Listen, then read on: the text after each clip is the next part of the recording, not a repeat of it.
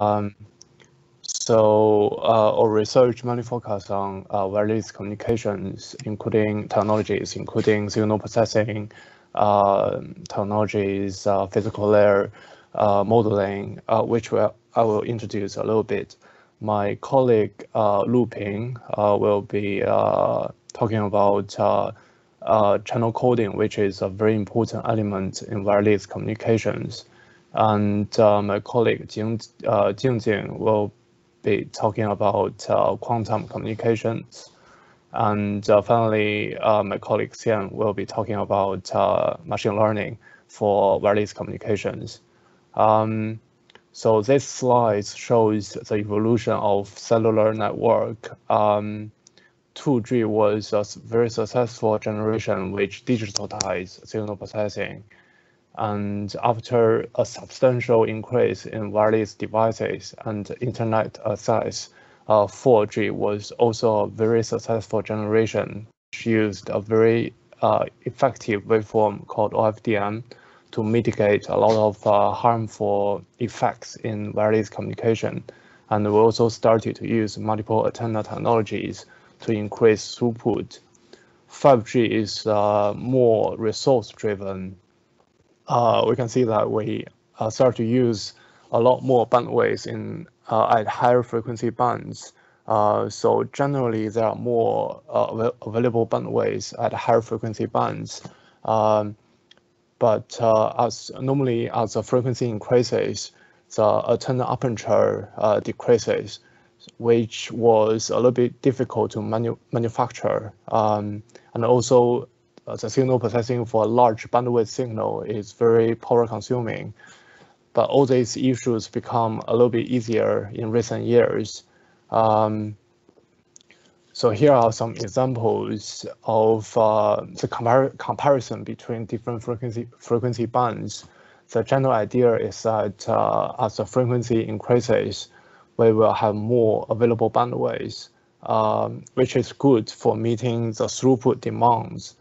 But also at the same time, there will be more propagation loss, which means the coverage becomes smaller. So that's a main issue.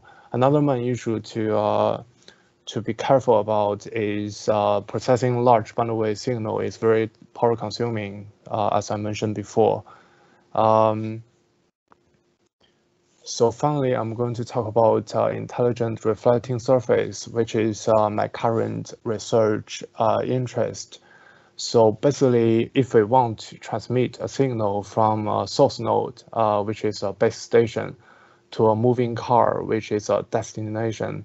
So if the destination is a little bit out of range, out of the coverage, what we normally do is we deploy a relay node to amplify signal towards the destination. However, if you do signal amplification here, you would consume power, which is not preferred in future generations.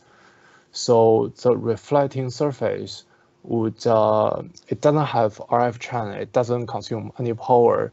It would only try to reflect signal towards the destination.